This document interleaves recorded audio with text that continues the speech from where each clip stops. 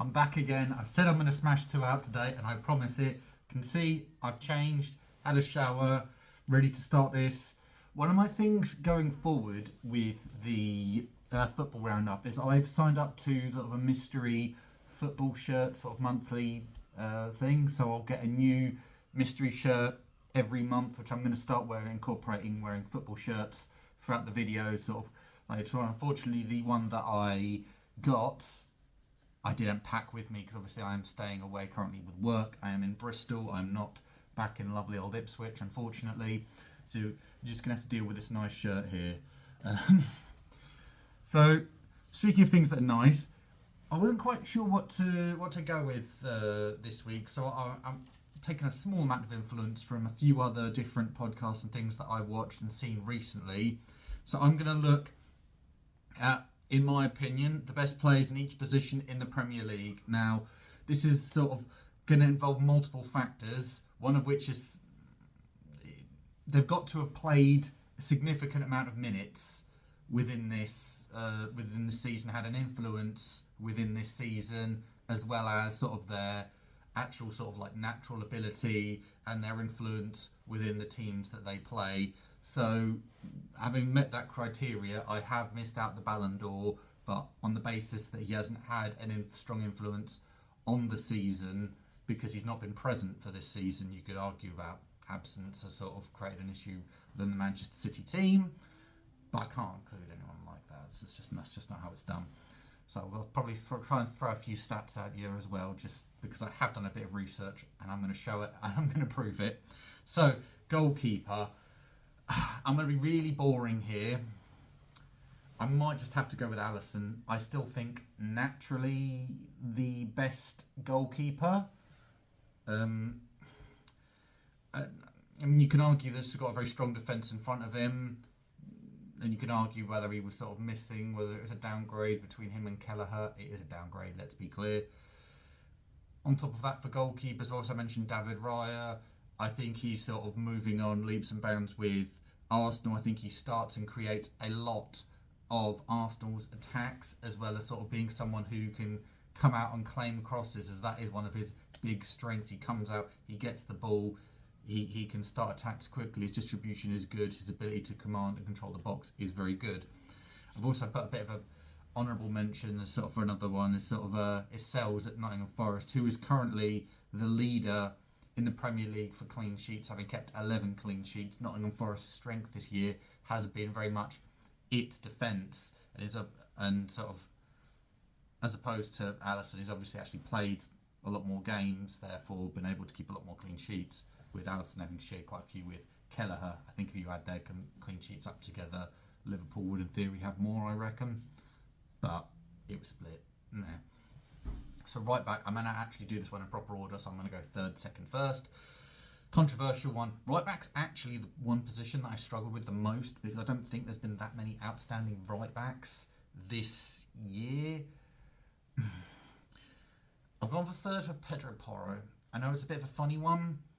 I know people may not like this, and ironically, I could have picked a different Spurs player in Jed Spence, but Jed Spence been playing out on the left, not on the right.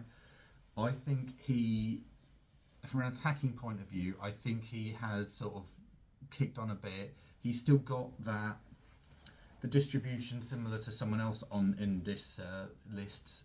His ability to sort of switch the play, his ability to drive forward, his ability to influence the game, which granted is a bit of a weird thing to say for when you're talking about a right back, but I just don't think there's been too many strong candidates. I think Ed Ben White had a good run in the team for Arsenal and had a sort of I'd have put him in maybe. I don't think City have had a particularly strong right back. I think Gusto's got found out a bit at Chelsea. I'm looking at the top teams for sort of who I'd pick for the right back sort of slot, which is I'm just sort of struggling in. So I'm sort of picking one that I think is established and has an influence on his team. Another one I've gone is Livramento.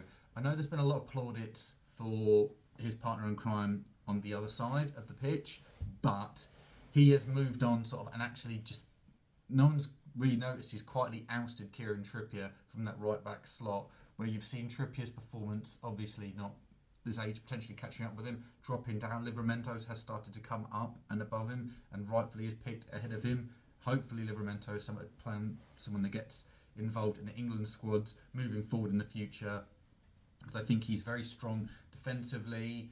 He's very strong going forward as well. He's a proper athlete. He's someone that Newcastle signed smartly quite a while ago with a lot of potential, and he's someone that is starting to develop, and someone in a Newcastle system has to have a lot of energy, as the style of play from Eddie Howe is very, very intense on their players. So it just shows that he's naturally just an amazing athlete as well. The number one for right back, I'd be boring, I know, but it is Trent. Maybe a slow season with 6 assists, but his influence on this Liverpool team cannot be understated. You'd argue that he's not necessarily had one of his best seasons, maybe because of sort of goals and assists and goal contributions, because he's asked to play a slightly more defensive role with Arne Slot, not a bit less gun-ho charging forward under Jurgen Klopp. But I think generally speaking, people can criticise him, and maybe this isn't good considering the Man City game where you got absolutely rinsed by Doku. Was it ran past dribbled past 11 times or something like that? Didn't really matter, did it, at the end of the day? Because his influence, his ability to ping the ball forward to people like Salah, his ability to influence the game, that's his strength. That's what he's good for. That's what he's good at. So, I mean, there's not much more you could really say to argument that for a right back. Very much England number one right back now. Kyle Walker's sort of descent. Yeah, that's just a no-brainer. Left back's a bit of a funny one. It's a bit more sort of rogue shout. I've gone for Vardiol as my third choice. I think his ability to drive forward from the ball, his ability to attack and influence, I think I saw a game with Manchester City against Chelsea where it wasn't the strikers that were causing the problem for the Chelsea backline. It was Vardiol's run-ins into the box, which is a bit of a strange thing to say. He's absolutely lethal from set plays, willing to absolutely attack anything, and sort of an absolute athlete, as sort of I mentioned with Livramento. I'd say the same thing for Vardiol. You sort of anticipate him coming into play as a centre-back, but then you're going to lose that attacking influence that he has because he's got free rein down that left-hand side, and he absolutely loves it and enjoys it. City, granted, haven't been at their peak, at their best, but if I was to pick a few standout players from City, I think Vardiol will be one. I think he's one of the first few names on the team sheet, to be perfectly honest with you. I think Pep naturally changes and swaps around his defenders quite a lot, sort of in different, one season you're his favourite defender and the next you're ousted. This happened with John Stones, it happened with Laporte a while ago, it's happened with Ruben Dias before, and it's just, I think he's sort of really established there, and you just can't see Pep kicking him or ousting him on that left back spot. Second choice is Kirkez. I think Bournemouth have been absolutely ridiculous. Kirkez is an absolute athlete, completely out of the blue as far as I'm concerned this season. Amazing, sort of just going forward. Sort of, granted, he's got 2 goals and 4 assists. Sort of youngster, and you sort of feel that he's going to develop. He's in a sort of strong, fun, free-flowing, attacking team, and you will be amazed if he stays at Bournemouth next year, because there's several big teams in the Premier League, i.e. Liverpool, that are sniffing around for left backs, and he would be right near the top of my list if I was honest with you, partly because of his age and there's room to develop, but he's sort of been so strong going forward, so reliable defensively, absolutely amazing. And it's his age that sort of I think is why he's going to be sold, as opposed to I've got as a number one left back, which is Robinson. Absolutely lethal down that left hand side. He's got 10 assists. He's leading the way for defenders getting assists. Absolutely loves that overlapping run, whipping that ball in. He doesn't exactly slouch defensively as well. Fulham don't exactly get beaten on that left-hand side very easily. And he scored a lovely, nonchalant penalty in that shootout against Man United, which is one of the coolest penalties I think I've ever seen anyone ever take. Like, no regard, no care. Love it. Love the mentality there. Centre-backs. And the centre-backs are a bit of a harder one to pick because you're working as a unit, as a team. So when you're looking at clean sheets, they're both getting clean sheets. You're trying to pick out the one standout over the other, whether you sort of see one that has more influence over the other one, so you edge them more towards it. So this is a bit of a funny one. I've gone Gabriel as my third choice centre back. I think the start of the season, Arsenal's strength was set plays. Gabriel, absolute unit, always willing to stick his head on it, to get something on it. Absolute warrior, like physically just tries to dominate other people. Arsenal themselves are one of the best teams defensively within the league, hence the fact that Raya has mentioned so many clean sheets. The slight weakness to his game, in my opinion, is his sort of potential rashness on occasion, which hasn't, I don't think, he fully ironed out of his game. But just put him just below his partner Saliba, who I've got as number 2. I think physically is sort of a little bit better than Gabriel, because you've got that sort of recovery pace that comes with it, that potential for development. And I think Arsenal slightly miss him a bit more because of things like the recovery pace. If you're trying to imagine who's going to have a bigger influence on that Arsenal backline, at which one you take out, I think you take out Gabriel. I think you can just about get away with it.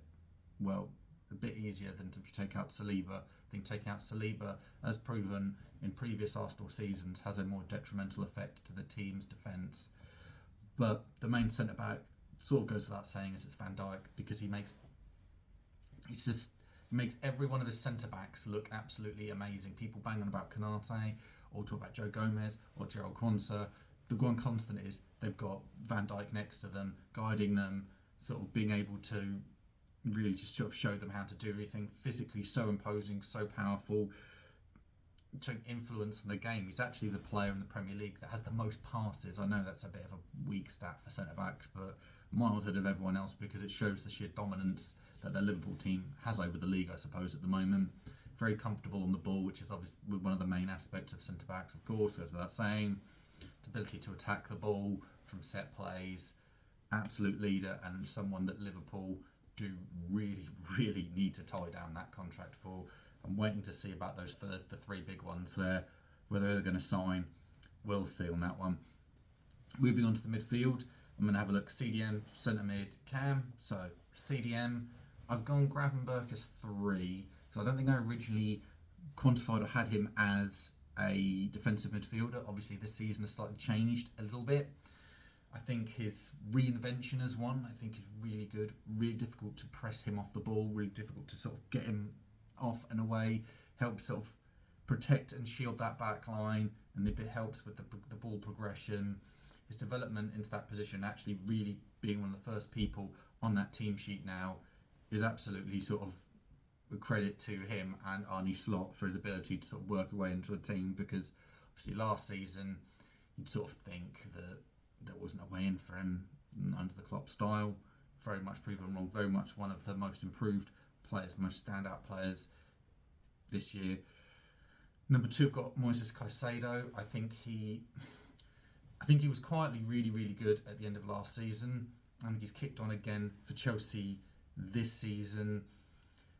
I think his influence is sort of underrated by a lot. I think he's very comfortable on the ball. I think he's a pure athlete and he covers so much ground, and he can really help protect what I think is a bit of a fragile Chelsea backline, and obviously potential room to grow. It's just absolutely sort of amazing some of the things he'd be able to do on the pitch. He's still very, very young, and now people aren't really talking about that hefty price tag that he had on his name. I mean, it's not necessarily his fault. It's how clubs sort of value transfers and do business. So I can't hold that against him.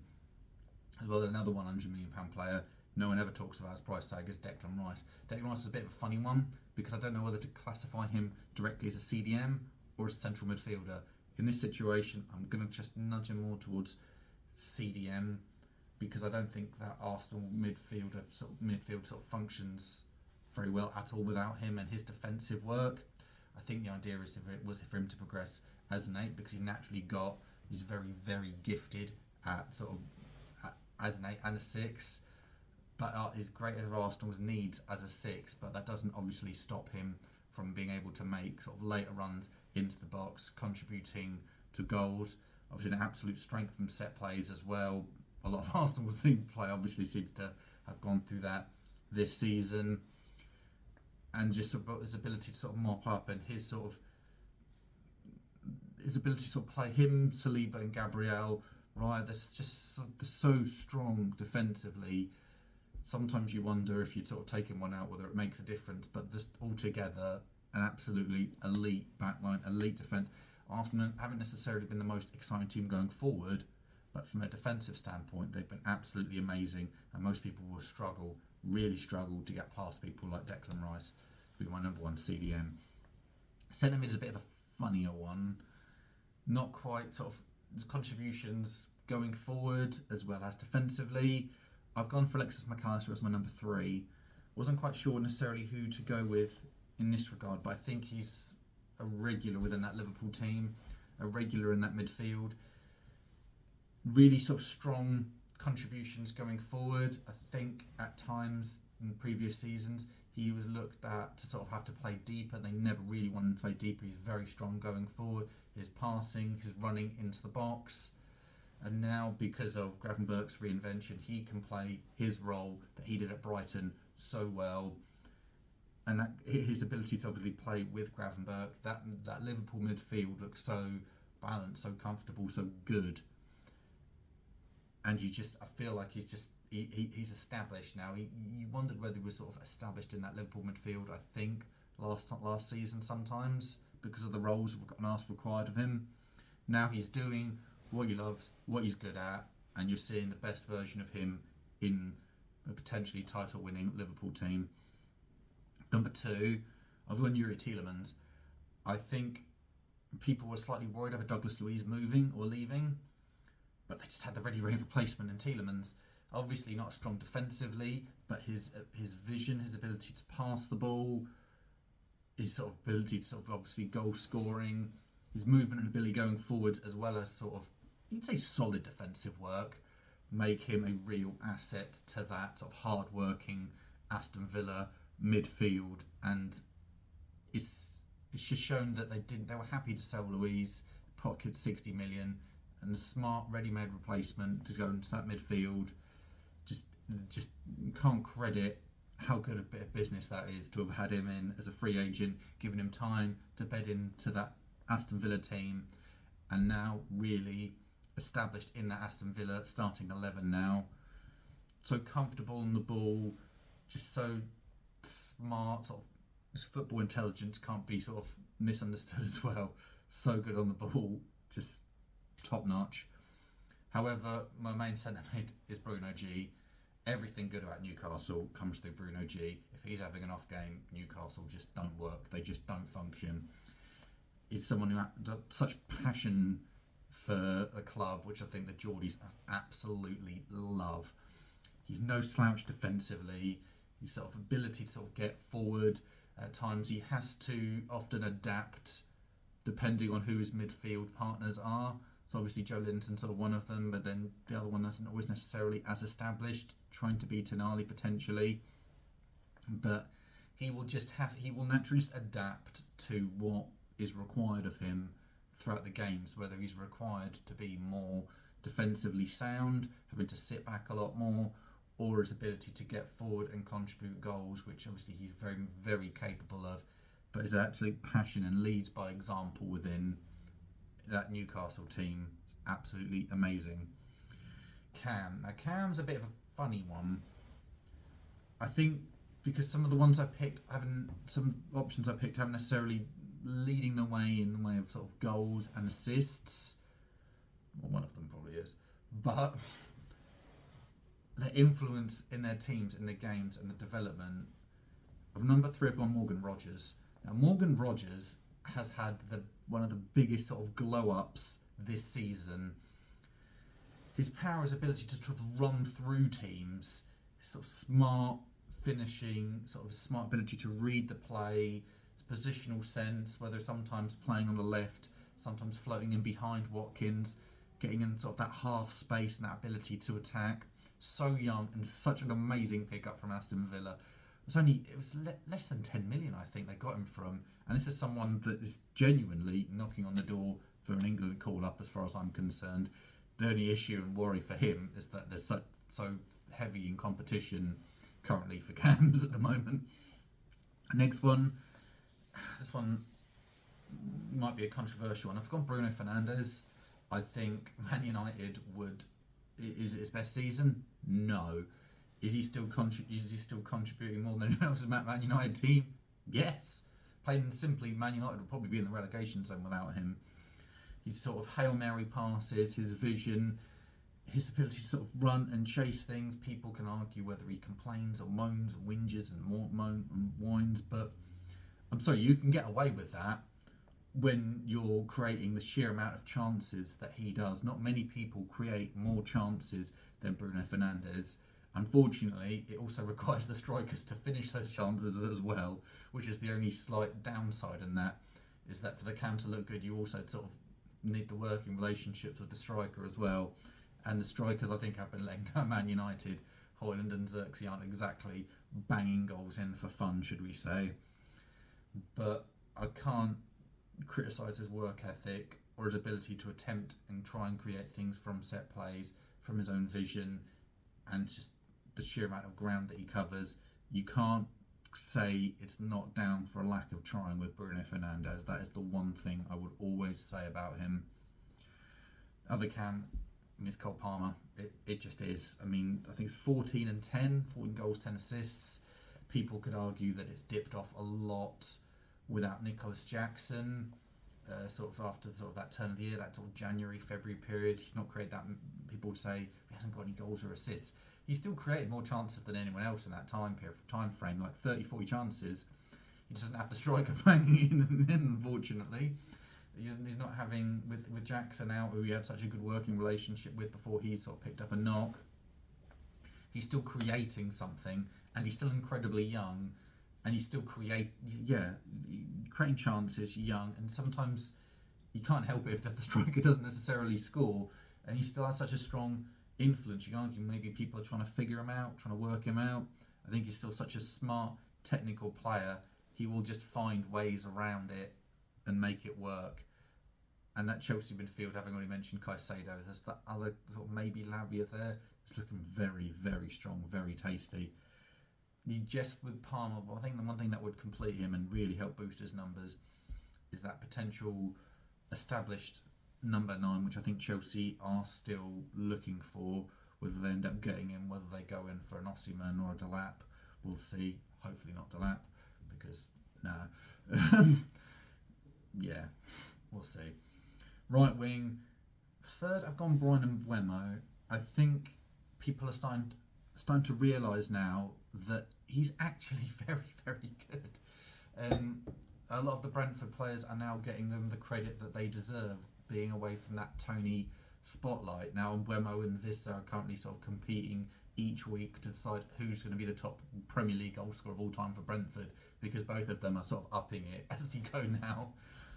But Mbeumo, 15 goals, 4 assists. Him and Vista are sort of so strong. That Brentford attack is absolutely lethal. Always contributes, always hurts teams. And I'll be honest, I'm slightly scared from a Brentford perspective, because I think there's a few teams that are looking and sniffing out a right winger, Newcastle in particular, and Mbeumo would probably be absolutely perfect from that, depending on how much of a fight Brentford want to have with him or not. Overstaying, we'll see. Second, I've gone Saka. He could have arguably been higher because of who else is above him. Sort of the 10 assists before he's unfortunately got an injury. Everything sort of goes through Arsenal. Arsenal's attack has struggled so much in his absence. They've been so strong with it. People can argue, well, it's down to those set plays, but 10 assists, they haven't scored 10 goals from corners. There's sort of been some real sort of strong play sort of on the pitch. His ability to obviously score goals as well, to cut inside onto that left foot, making a real difference. Arsenal have had injuries throughout some of their different players throughout the season. Having lost Odegaard, Saka stepped up, the roles have switched. Odegaard can't really match that output that Saka gives them because he's verging on world class. The only issue is you've got a slightly bigger world class talent right wing in the Premier League, and that is Mohamed Salah. That just goes without question. This is someone that's potentially in the running for the Ballon d'Or, in my opinion.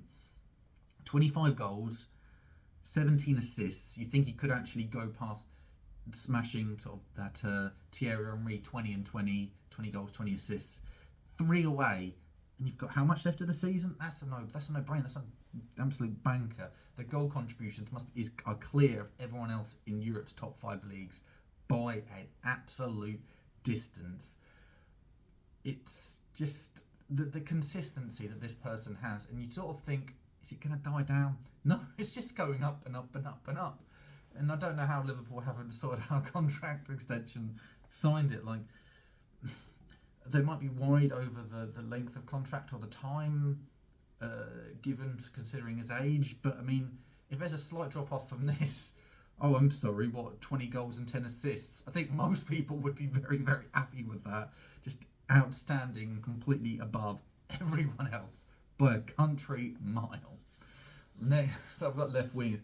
Left wingers haven't been quite as interesting this year, in my opinion, as the right wingers, sort of in the way of sort of numbers and goal contributions. So this is maybe a little bit more on vibes and ability. I've gone Matoma as my third choice. I think there are the rumours of a Saudi move, whether he wanted it or not, or how honest it was, whether it was 80-90 million odd for him.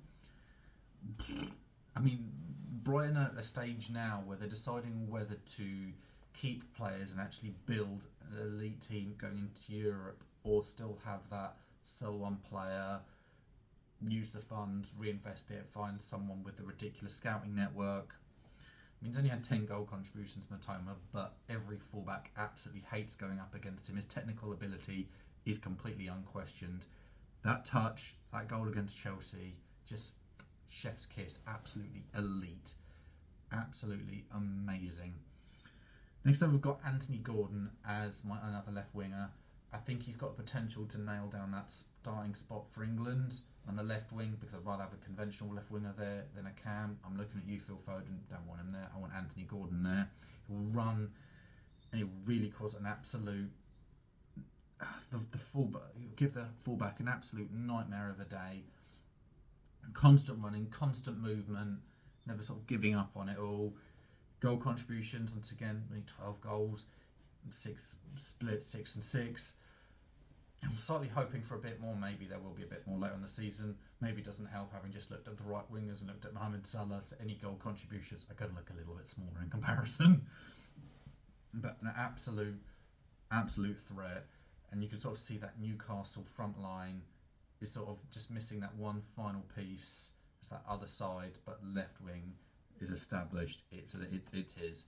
The other one I've got is Luis Diaz as the left winger for Liverpool. Same amount of goal contributions as Anthony Gordon, but he's just so much more lethal in the final third when it comes to the actual goals scored. So just at the start, when Liverpool signed him, he was just absolutely on fire. Obviously had personal issues going on last year, which would affect anyone. Let's be clear, let's be honest. That's behind him now. He can actually go on, he can focus and actually just play his best football. And that Liverpool front three always seems to feel quite interchangeable.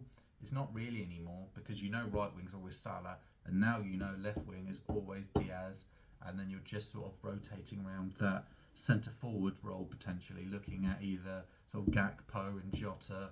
Nunez slightly fallen down the pecking order, potentially might move, who knows.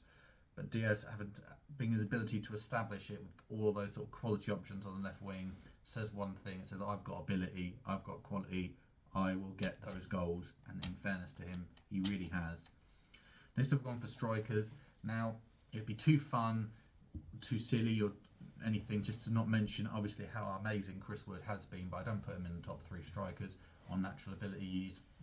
He's a hot streak, and I know I've had my own mixed opinions on Chris Wood, sort of thinking that he wasn't necessarily going to bang, or that Forest were going to bang this season.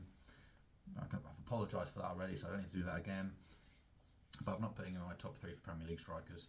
Number 3, I've gone Ollie Watkins. I think he's potentially having a bit of a down year for Aston Villa in comparison to what he had in previous season where they have get Champions League football, but I think he's still an absolute nuisance to defenders, even if he's not getting as many goals. I mean, he's pretty sort of good form as far as I'm concerned. 12 goals, 6 assists.